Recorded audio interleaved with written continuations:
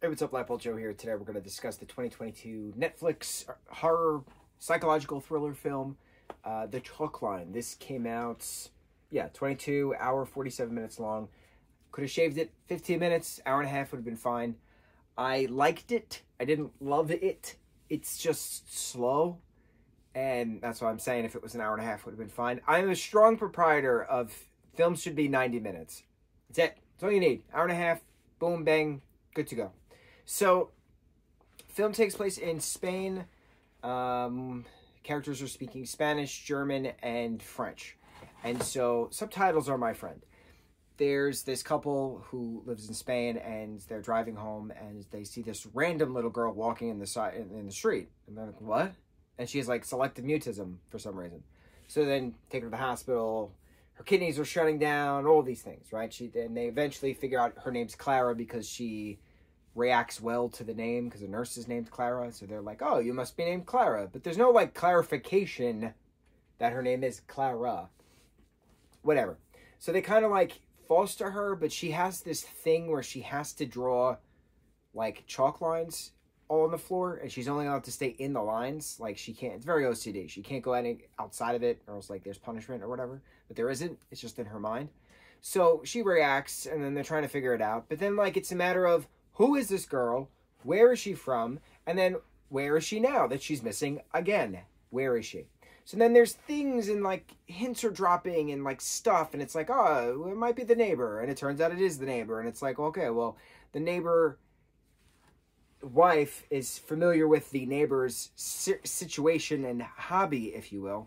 And so, like, he kidnaps and abuses people and then discards their bodies. And so it's now a matter of piecing the puzzle together. And so now he has Paula, who is the main woman,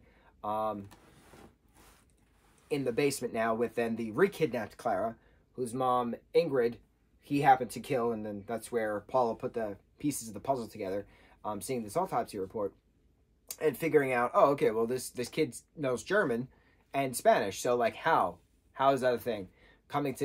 Putting the things together. And then it's a matter of what happens next, where Simon, Paolo's husband, gets the FBI involved, or Spain's version of the FBI. And so then they raid, and then we get a time jump. Clara is in Hamburg, Germany with her grandmother, and Paula, who is now recently pregnant, is, talking to her via face chat. So it's fine. It's a fine summary. It's just a matter of, it's a two-part mystery, if you will. Who is this girl? And then eventually we figure out that she is a victim of this kidnapping, and the kidnapping happens to be next door, where the original kidnapping happens to be next door of the people who then found her, and then she's re-kidnapped, which is interesting. But then, like, my only concern is Paula getting the hatchet to the clavicle, right? There's a lot of stuff going on here, right? There's a major artery right here, right, going on here. So, like, blood is coming out. Like, how is she alive and pregnant all this time later? I don't know. It's my only concern. I don't know if it was based on a book. I don't know if it was based on a short film. I don't know if it was a remake of anything. It was fine. I didn't guess the neighbor, which is fine. It's good to have surprises here and there.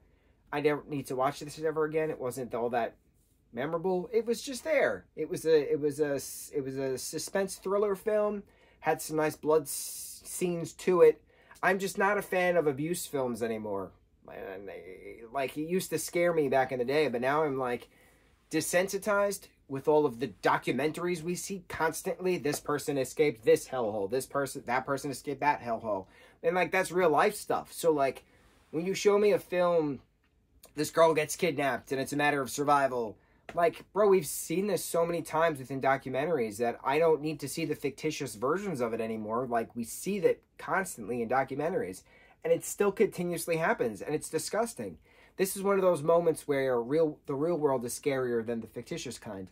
And I'm not that scared with these types of films anymore. I'm not like, oh my God, what's going to happen next? Like, there's only two options. Either they survive and pull through, or they don't. That's it. That's just how this thing goes. Unfortunately, it's a horrible thing. But I'm just so desensitized with it because of the reality of the things actually happening that I don't need to see the fictitious version of it. I hope the next scary film I see spooks me. Let's see. I think we're doing some horror films in our next bout of Netflix My List stuff. So I don't remember what's on my next on the docket next. So we'll see. On to the next review. Mahalo.